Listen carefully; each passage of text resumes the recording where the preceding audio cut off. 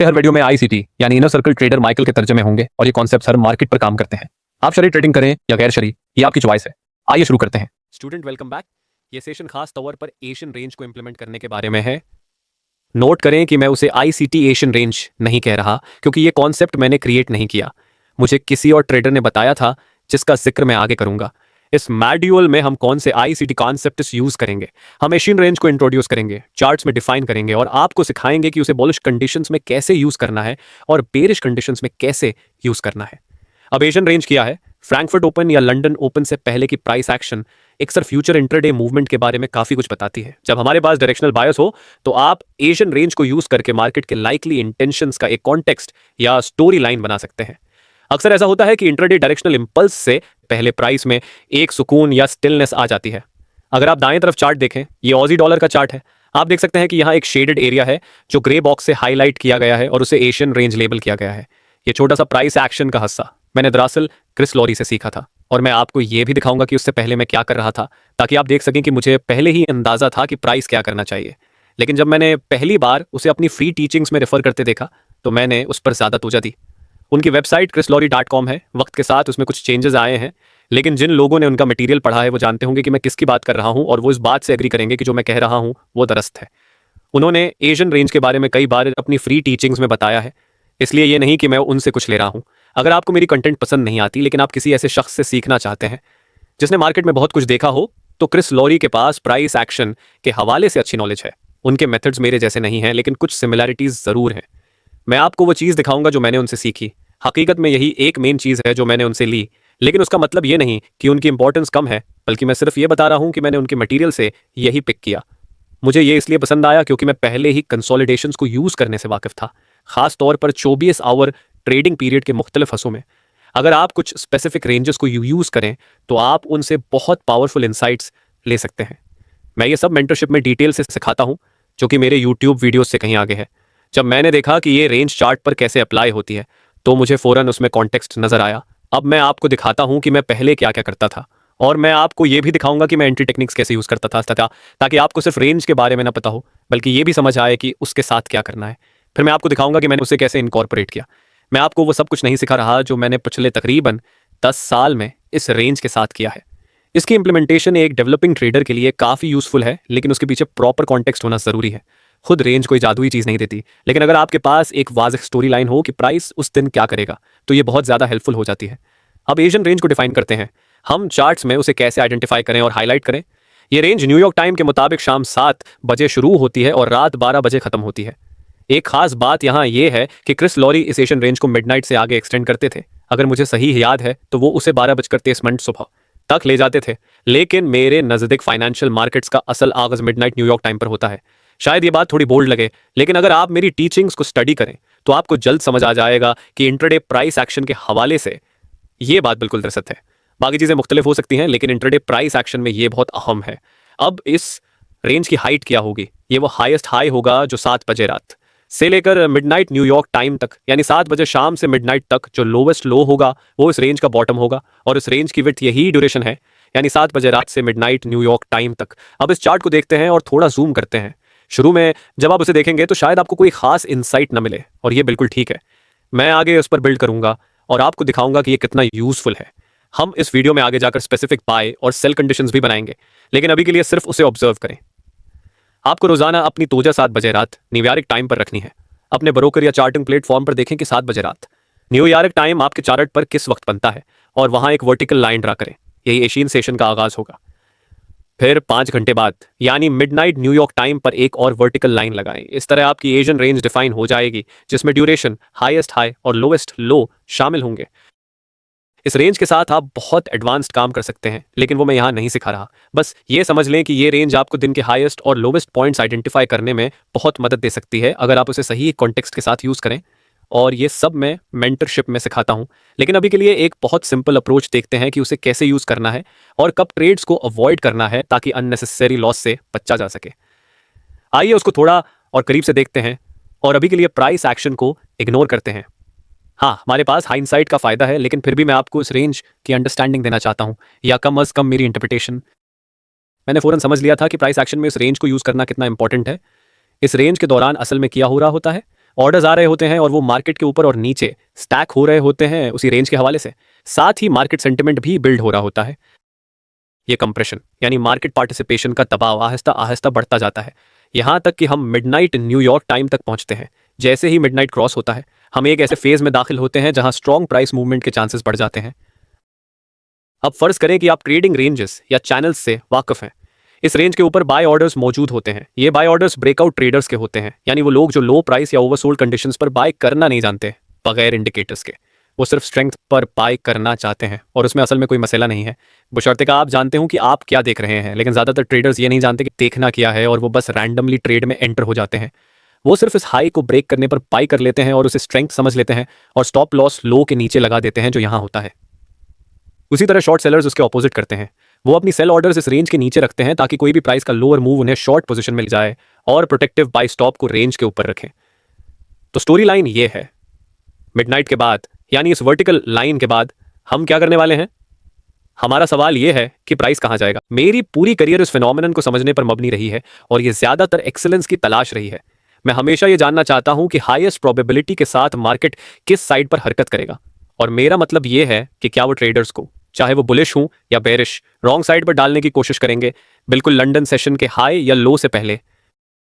सबसे अहम टेकअवे जो आप अपने नोट्स में अभी लिख सकते हैं वो ये है कि पर्टिकुलर ट्रेडिंग डे के लिए अपॉर्चुनिटी क्या सेटअप करती है। अगर हमारे पास 7 बजे रात से मिडनाइट तक एक बहुत नैरो कंसोलिडेटेड रेंज हो, यानी जो एशियन रेंज कहलाती है, तो ये एक बड़ी पॉसिबिलिटी फ्राइम करती है कि एल्गोरिदम ट्रेंडिंग मोड में जाएगा। बुनियादी तौर पर मार्केट लिक्विडिटी को उसी रेंज के ऊपर या नीचे तलाश करेगा ताकि ट्रेडर्स को रॉन्ग साइड में डाल सके और फिर बाकी ट्रेडिंग डे के लिए ऑपोजिट डायरेक्शन में हरकत करेगा। अब हम देखते हैं कि उसे बुलिश कंडीशन में कैसे यूज किया जा सकता है। जब प्राइस बुलिश हो, हम एशियन रेंज के हाई और लो को आगे एक्सटेंड कर सकते हैं, और जब प्राइस वापस एशियन रेंज हाई तक आए तो हम एंटिसिपेट कर सकते हैं कि इंस्टीट्यूशनल बाइंग हो रही है। मिसाल के तौर पर फर्ज करें कि उस दिन ऑसी डॉलर बुलिश था। अगर आप ये समझना चाहते हैं कि बुलिश होने की कंक्लूजन पर कैसे पहुंचा जाए तो डेली चार्ट देखें। वहां आप देखेंगे कि ऑसी डॉलर ने एक इक्वल हाई टच किया था, और अगर आप 4 घंटे या 1 घंटे के चार्ट पर जाएं तो आप देखेंगे कि यह भी वाज़ेह है। इस टीचिंग सीरीज में हमने जो भी दिखाया है वो काफी वाज़ेह है कि लिक्विडिटी कहां है, और यही पूरी दिन की कोशिश थी कि बाय स्टॉप्स को इक्वल हाई के ऊपर रीच कराया जाए।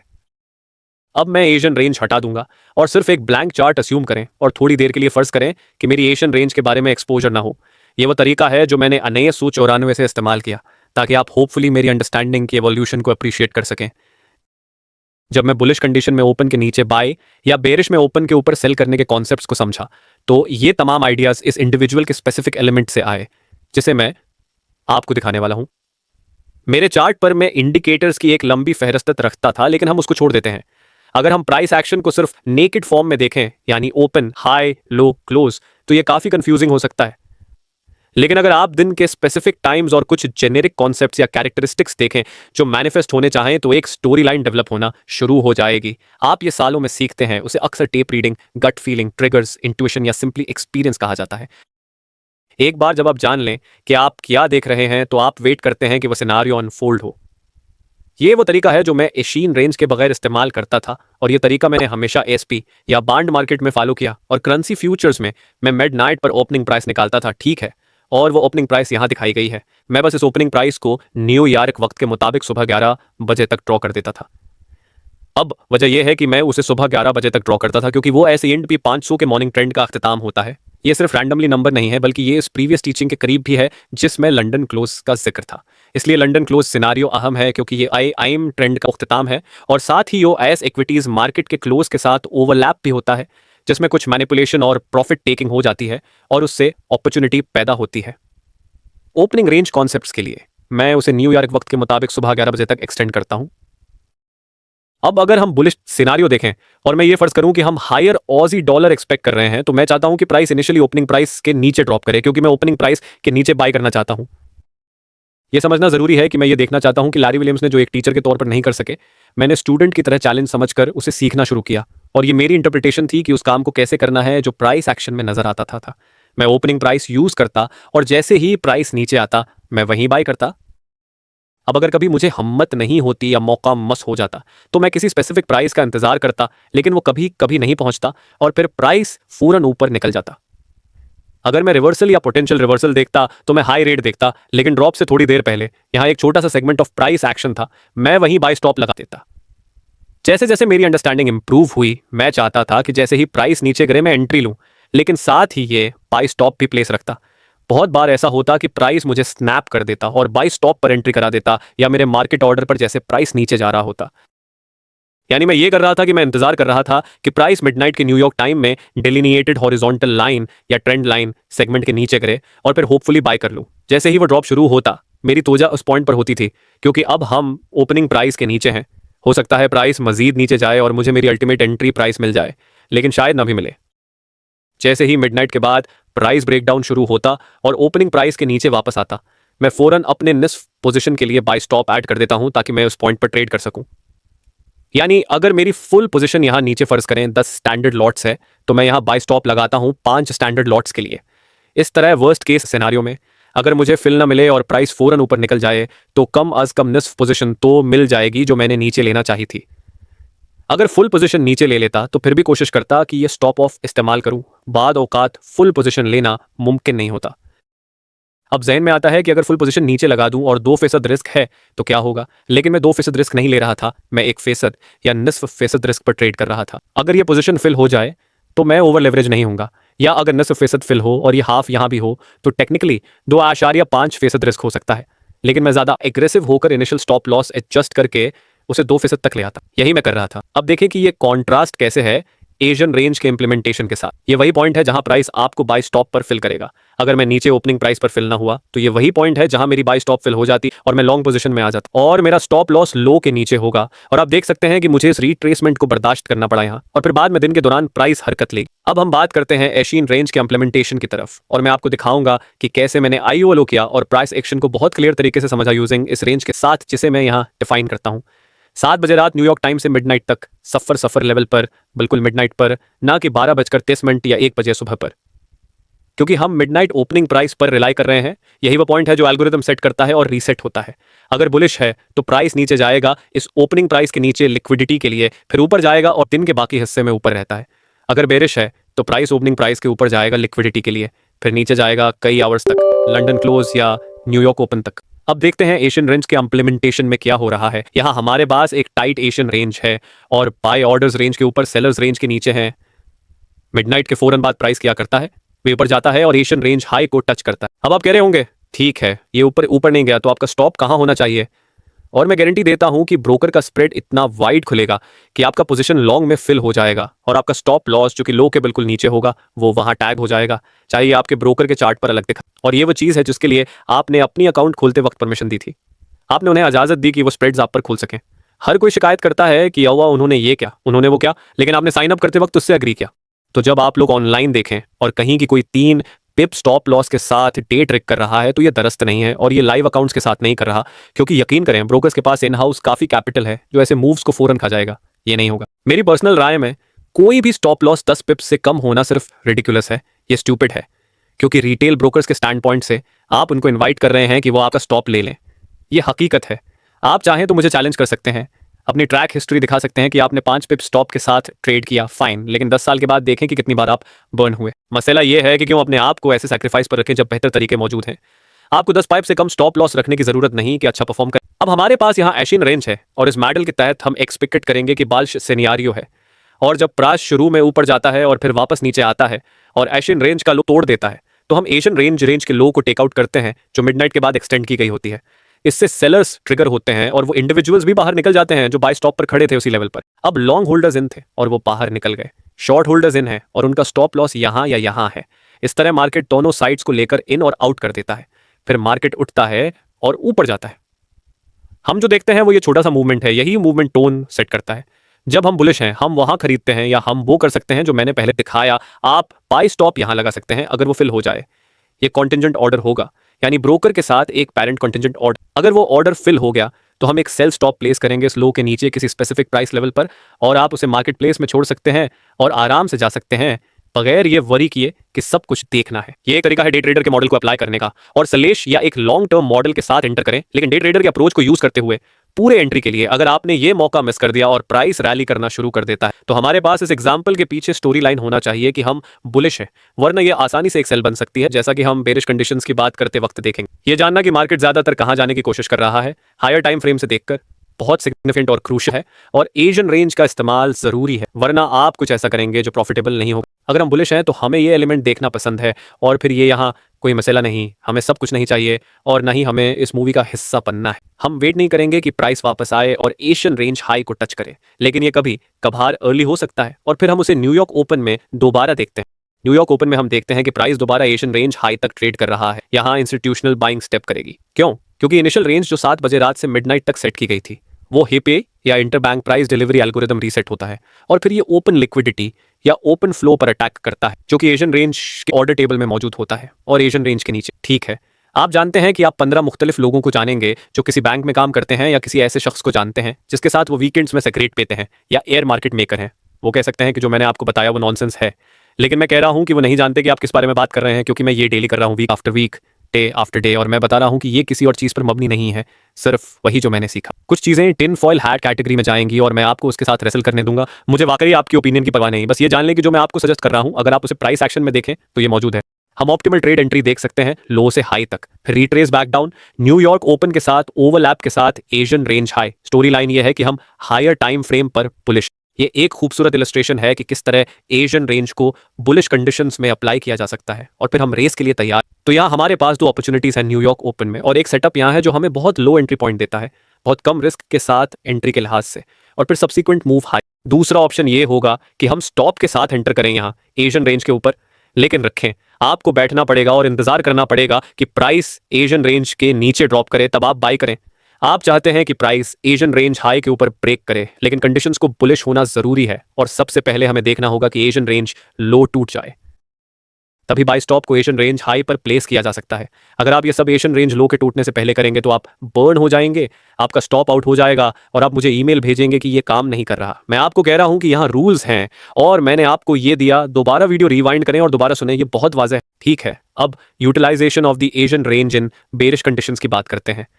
जैसा कि पहले कहा, जब ये बुलिश है तो एक पीरियड होता है जो फ्रैंकफर्ट और लंदन ओपन से पहले क्वाइट रहता है, और हम उसी पर फोकस कर रहे हैं। जब ये टाइट नैरो कंसोलिडेशन में हो तो हम प्राइस एक्शन पर कुछ मेजर ऑफ मैनिपुलेशन देखने जा रहे हैं। हम क्या करने जा रहे हैं? एशियन रेंज लो के ब्रेक का इंतजार करें, और जब प्राइस वापस इसकी तरफ आए तो हम एंटिसिपेट करेंगे इंस्टीट्यूशनल सेलिंग। अब उस एग्जाम्पल को जूम इन करके मजीद डिटेल देखें, तस्वीर को दिमाग में बर्न करें और फिर उसे रिमूव करके नेकेड प्राइस एक्शन के एलिमेंट पर चलें। ठीक है स्टूडेंट, वेलकम बैक। मैं आपको दिखाने वाला हूं कि मैं एशियन रेंज के बारे में सीखने से पहले क्या कर रहा था। ये रहा ओपनिंग प्राइस, फिर ये कैंडल, और मैं बेयर्स प्राइस मोमेंट देखने के लिए तैयार था। और अगर हम फर्ज करें, चाहे मैं वाकई उस दिन बेरिश था या नहीं, बस ट्रस्ट करें और मेरी ट्विटर देखें, आप वहां बहुत से एग्जाम्पल्स देखेंगे कि मैं ये काम कर रहा था। लेकिन बहरहाल हम फर्ज करेंगे कि हम इस पर्टिकुलर करेंसी के लिए उस दिन बेरिश हैं। हम प्राइस मूवमेंट देखने जा रहे हैं जो ओपनिंग प्राइस के ऊपर जाता है। यही मैं देख रहा था। यहाँ मैंने जल्दी सीखा कि ये लेवल्स, ये डबल टॉप्स अक्सर फेक आउट्स होते हैं, और उसी वजह से मुझे वो टर्टल सूप ट्रेडिंग पैटर्न पसंद आया जो मैंने एक बुक में सीखा जिसका नाम है स्ट्रीट स्मार्ट्स। अगर आपके पास ये नहीं है तो उसे खरीदें, ये बहुत अच्छी किताब है। वो पैटर्न मेरे लिए रेजोनेट करता था क्योंकि मैं पहले से कुछ उसी तरह की चीज़ें कर रहा था, और मैं बस इक्वल हाइज और इक्वल लोज देखता था, जैसा कि मैंने आपको पहले उस सीरीज में बताया। अभी फौरन हमारी कम्युनिटी में बहुत से स्टूडेंट्स एक्साइटमेंट में हैं क्योंकि अब वो कुछ देख सकते हैं जो हमेशा मौजूद था, लेकिन अब वो उसे देख सकते हैं और ये उनके लिए यूजफुल है। आप देख सकते हैं कि प्राइस कहां ड्रॉन होता है, और अगर हम इस वक्त को देखें, ये मिडनाइट है, हम बेरिश हैं और यहां 4 अनइक्वल हाइज देखने को मिलते हैं। मैं जानना चाहता हूं कि ओपनिंग प्राइस के ऊपर एक रैली होने वाली है, और मैं उसे टाइम में एक्सटेंड करता हूं तकरीबन 11 बजे सुबह न्यूयॉर्क टाइम तक। और जब भी प्राइस इस ओपनिंग प्राइस के ऊपर ट्रेड करे और ये किल जोन के अंदर हो, यानी लंदन या न्यूयॉर्क ओपन किल जोन, तो मैं शॉर्ट के लिए देखूंगा। अब अगर हम उसके ऊपर जाएं, और ये वही था जो मैं एशियन रेन कॉन्सेप्ट यूज करने से पहले कर रहा था, मैं बस इस रैली को देखता था, और अगर मुझे ये सिनेरियो मिलता तो मैं फौरन सेल करता। मैं एएसपी को शार्ट करता, डिवोट्समार्क को शार्ट करता, स्विस फ्रांक को शार्ट करता, और तमाम कमोडिटी फ्यूचर्स कॉन्ट्रैक्ट्स को शार्ट करता। यही मेरी एंट्री टेक्निक थी। फिर मैं सोता, सुबह तकरीबन 5 बजे उठता, उम्मीद करता कि कुछ प्रॉफिट हासिल हो और पार्शियल प्रॉफिट लेता।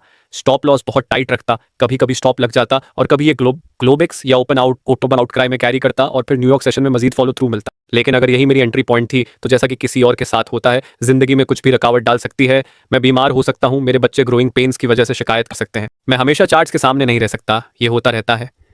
आप जानते हैं, मैं एक वालिद हूँ, एक हस्बैंड हूँ और 2 बॉक्सेस के साथ एक पेट पेरेंट भी हूँ। यानी कुछ भी हो सकता है जो मुझे डिस्ट्रैक्ट कर दे और मुझे वो एंट्री पॉइंट मिस हो जाए जो मैं चाहता हूं। मैं हमेशा लिमिट ऑर्डर्स यूज नहीं करता। कुछ कंडीशंस में लिमिट ऑर्डर्स यूज करता हूं, लेकिन ज्यादातर मैं चाहते वक्त मार्केट ऑर्डर यूज करता हूं जब मार्केट मेरे रोजाना डायरेक्शनल बायस के खिलाफ ट्रेड कर रहा हो। कुछ लोग कहते हैं कि मार्केट ऑर्डर्स यूज नहीं करने चाहिए, लिमिट ऑर्डर्स यूज करो, लेकिन वो नहीं जानते कि मैं क्या कर रहा हूं। मैं एग्रेसिवली मार्केट ऑर्डर्स यूज करता हूं। जैसे ही मार्केट हाई पर जाती है, मैं शॉर्ट सेल करता हूं। आपने मेरे एग्जाम्पल्स देखे, मैं हाई पर एंटर करता हूं और लो पर एग्जिट करता हूं। अगर मैं अवेक ना हूं तो मैं लिमिट ऑर्डर लगा दूंगा तकरीबन 2 पिप्स इक्वल हाइस के ऊपर और स्टॉप लॉस तकरीबन 35 से 40 पिप्स रखूंगा और फुल पोजीशन के लिए टेक प्रॉफिट उसी पिप्स रखूंगा, ताकि अगर मैं उठूं और मार्केट ने एक्सेलरेटेड पेस से हरकत की तो मैं कंफर्टेबल रहूं। अगर मार्केट ने उसी पिप्स मूव कर दी तो ये मेरे वीकली ऑब्जेक्टिव से 5 पिप्स ज्यादा है, क्योंकि मेरा वीकली ऑब्जेक्टिव हमेशा 75 पिप्स होता है। मैं हमेशा एम करता हूं सिर्फ 50 से 75 पिप्स के लिए वीकली। एक बार जब मैं ये अचीव कर लूं, मैं ट्रेडिंग खत्म कर देता हूं और बाकी कुछ नहीं करता। लेकिन मैं अपने आप को यह मौका देता हूं कि अगर मार्केट पहले ही उसी पिप्स मूव कर चुकी हो और मैं उठूं तो मैं टाइगर बाय द टेल पकड़ सकता हूं, बगैर कुछ किए, सिर्फ सोकर। अगर मैं ये अपॉर्चुनिटी मिस कर दूं तो मेरी नजर लो पर जाती है जो ओपनिंग प्राइस से पहले बनी थी जब मैं बेरिश था। मैं वहां सेल स्टॉप प्लेस करूंगा ताकि मार्केट मुझे शॉर्ट में डाल दे। सेल स्टॉप्स को आप प्रोटेक्टिव मैकेनिज्म समझ सकते हैं जो लॉन्ग पोजीशन को प्रोटेक्ट करते हैं। लेकिन अगर कोई लॉन्ग पोजीशन नहीं है और आप स्टॉप प्लेस करते हैं तो ये आपको शॉर्ट में डाल देगा और यही मेरा एक्सपेक्टेशन होगा। तो अगर प्राइस नीचे ड्रॉप करे, मैं वहां शॉर्ट हूंगा और स्टॉप लॉस हाई के ऊपर रखूंगा। फर्ज करें कि मैं ये अपॉर्चुनिटी मिस कर दूं और कुछ वजह से अवेक नहीं रह सका, मतलब मेरी वाइफ रेडी हो रही थी बच्चा देने के लिए और मुझे हॉस्पिटल जाना पड़ा। ये रियल लाइफ सिचुएशंस हैं और उस दिन मुझे ट्रेड लेना पड़ा। अब स्विस फ्रैंक नीचे जाने का अमकान रखता है तो मैं सेल स्टॉप प्लेस करूंगा थोड़ा सा स्विंग लो के ऊपर, जो रैली से पहले ओपनिंग प्राइस के ऊपर हुआ। मेरा एक्सपेक्टेशन ये है कि अगर ये ऑर्डर फेल हो जाए तो ये automatically protective buy stop place करेगा हाई के ऊपर +3 पिप्स। उसी सिनारियो में मैं प्रॉफिट लूंगा तकरीबन 50 पिप्स जो लो के करीब है और यही मेरा वीकली ऑब्जेक्टिव होगा। बस उसके बाद कुछ नहीं करता। मैं अपने स्टॉप को ट्रेल नहीं करता, ना तो स्लो मैकेनिज्म यूज करता हूं और ना ही उसे मूव करता हूं। मेरा ख्याल है कि यह जरूरी नहीं है। मैं हमेशा पार्शल्स लेने की टीचिंग देता हूं क्योंकि यह बेहतर तरीका है। स्टॉप लॉस वहीं रहता है जहां पहले रखा गया था और रिस्क मैनेज होता है पार्शल्स लेने से।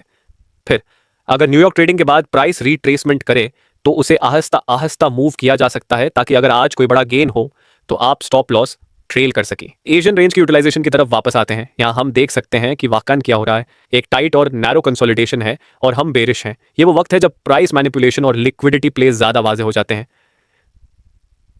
ये लोग इस हरकत में फंस जाते हैं जो एशियन रेंज हाई के ऊपर होती है। अब वो लॉन्ग हैं, उनके स्टॉप लॉस अमूमन उसी लो के थोड़ा नीचे होता है। मार्केट नीचे जाती है ताकि उनके स्टॉप्स को पकड़ा जा सके। नोट करें कि ये सिर्फ थोड़ा नीचे नहीं जाता, बल्कि अमूमन 10 पिप्स नीचे जाता है, ताकि जो भी स्टॉप लॉस उसी लो के करीब है वो खत्म हो जाए। और जो थोड़ी टेल वहां है वो ख्याल करते हैं कि वो सेफ हैं, लेकिन नहीं। असल हरकत तब आती है जब बायर्स को बाहर निकाला जाए और फिर मार्केट दोबारा एशियन रेंज हाई के ऊपर जाती है। क्यों? क्योंकि शॉर्ट सेलर्स जो चैनल या ट्रेडिंग रेंज के ऊपर बेचने की कोशिश कर रहे थे वो मुनाफे कमा रहे हैं। उन्हें अलाउड नहीं किया जाएगा कि वो प्रॉफिटेबल रहें। वे अपने स्टॉप से निकल जाते हैं, यानी बाय स्टॉप रन ऊपर एंड हाइस। यही वो जगह है जहां आपको सेलर बनना चाहिए। ये एशियन रेंज इस्तेमाल करने का lowest risk high probability entry है। अगर हम इंतजार करें कि एशियन रेंज लो टूटे और फिर प्राइस वापस आए तो ये एशियन रेंज इस्तेमाल करने का दूसरा एंट्री पॉइंट है। इस तरह हम देख सकते हैं कि इस रेंज को 2 तरीकों से यूज किया जा सकता है। एक, बेरिश में एशियन रेंज हाई के ऊपर सेल करना, बेस्ट सिनेरियो, खास तौर पर अगर सेंटरिंग आउटलाइंड हो। 2, एशियन रेंज लो टूटने के बाद वापस आने पर सील करना। स्टोरी लाइन को समझें, दिन का बायस रखें और छोटी मूवमेंट्स की वजह से अपना एनालिसिस चेंज ना करें। टाइम फ्रेम को नीचे देखते हुए हमें मार्केट को एशियन रेंज हाई को टेक आउट करते देखना चाहिए। अगर ऐसा होता है तो हम वहां शॉर्ट सेल कर सकते हैं, या कम खतरे वाला कॉन्फर्मेशन ट्रेड ये है कि हम इंतजार करें एशियन रेंज लो के ब्रेक का, फिर प्राइस वापस आए और हम वहां सेल कर दें। अगर ये आईसीटिकल जोन में होता है, यानी लंदन ओपन या न्यूयॉर्क ओपन, तो प्रोबेबिलिटीज बहुत ज्यादा बढ़ जाती हैं एक रसी के लिहाज से। आप ये अपने चार्ट्स पर देख सकते हैं। बस एशियन रेंज मैनुअली लगाएं और उसे पेंट करें। मैं जानता हूं कि आप सब इंडिकेटर्स चाहते हैं जो खुद जाहिर हो जाएं, लेकिन फिजिकली इन लेवल्स को ड्रॉ करना बेहतर है। चार्ट्स के साथ वक्त गुजारें और प्राइस एक्शन को करीब से समझें, क्योंकि यही आपको ज्यादा सिखाएगा। मैंने ये काम हाथ से किया है, प्रिंटेड चार्ट्स पर, रूलर, मैजिक मार्कर और हाइलाइटर से। यही चीज मुझे अच्छा बनाया। अगर आप लेजी होकर शॉर्टकट लेंगे तो आप वो लेवल ऑफ अप्रिशिएशन या अंडरस्टैंडिंग हासिल नहीं कर पाएंगे जो मैनुअल ड्राइंग से आती है। Welcome back student. अपने आप को याद दिलाएं, शायद ये वक्त निकालना भी फायदेमंद हो कि आप इस एरिया में नोटेशन लिखें, ताकि याद रहे कि एक या दो मूव्स को एशियन रेंज के नीचे देखने पर फोकस न करें। ज्यादातर तुझे इस बात पर रखें कि प्राइस एशियन रेंज हाई के ऊपर मूव करे जब हम बेरिश हूं और सलेश, या अगर एशियन रेंज लो मिडनाइट के बाद ब्रेक हो जाए तो रीटेस्ट का इंतजार करें और उसे रेजिस्टेंस के लिए ऑब्जर्व करें। अब सोचें, जो आप यहां प्राइस एक्शन देख रहे हैं, अगर हम एशियन रेंज कॉन्सेप्ट को इस्तेमाल ना करें जैसा कि मैंने आउटलाइन किया, तो क्वेश्चन ये है कि ये क्यों सेलिंग पॉइंट होगा। शायद आप लो की तरफ देखकर रीजन निकाल लें, लेकिन बगैर एशियन रेंज के आप शायद ये सिनारियो देख ही ना पाए। ये फर्क है टेप रीडिंग समझने और प्राइस के पीछे कॉन्टेक्स्ट बिल्ड करने में और अपने बायस पर स्टिक करने में। यह जानना जरूरी है कि किसी दिन के लिए ट्रेडिंग बायस किया है। जो कोई कहता है बायस के बगैर ट्रेड करें, वो ये कहता है क्योंकि वो नहीं जानता कि कैसे करना है। मैंने कई एग्जांपल्स दिए हैं कि डेली बायस कैसे अराइव किया जा सकता है, लेकिन हर दिन एक्यूरेट डेली बायस मिलना मुमकिन नहीं है। तो इस तस्वीर को अपने जहन में बसाए रखें। मैं अपनी प्रोबेबिलिटीज और डायरेक्शनल बायस में ऊपर 9% तक पहुंच सकता हूं। अगर आप अपने बायस के साथ सिर्फ पिंस्ट से 70% एक्यूरेसी हासिल कर लें और फिर ऐसे कंडीशंस का इंतजार करें जैसे मैंने आपको दिखाया, जिसमें time of day, kill zones, daily buys और एशियन रेंज पर फोकस शामिल हैं। हमने पहले पावर 3 भी देखा। ये पूरे डेली रेंज के लिए मॉडल बनाता है और आप किसी चीज पर हैरान नहीं होते, बल्कि एंटिसिपेट कर लेते हैं कि ये कब होने वाली है। रोजाना ये करने से आप प्राइस एक्शन को बेहतर इंटरप्रेट करना और फोरकास्ट करना सीखते हैं। ये स्किल सेट किताबें पढ़ने या मेरी वीडियोस देखने से नहीं आती। आपको चार्ट्स में वक्त गुजारना होगा, और अगर आप ऐसा करेंगे तो मैं प्रॉमिस करता हूं कि आप जो कुछ सीखेंगे वो किसी भी दूसरी चीज से ज्यादा होगा। अगर आपको यह प्रेजेंटेशन पसंद आया तो आप मजीद मवाद इनर सर्कल ट्रेडर से हासिल कर सकते हैं।